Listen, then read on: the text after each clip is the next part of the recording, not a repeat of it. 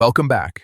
If you've been getting too many collaboration invite notifications on Instagram and it's starting to feel overwhelming, you're not alone.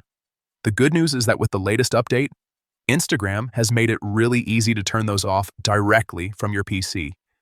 Let me walk you through it step by step so you can enjoy a quieter, more focused experience.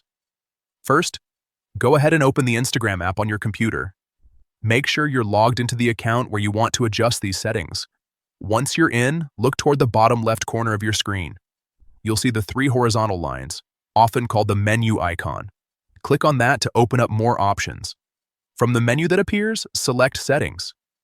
This will take you to the area where you can control how Instagram behaves for your account. Now, inside Settings, find and click on Notifications.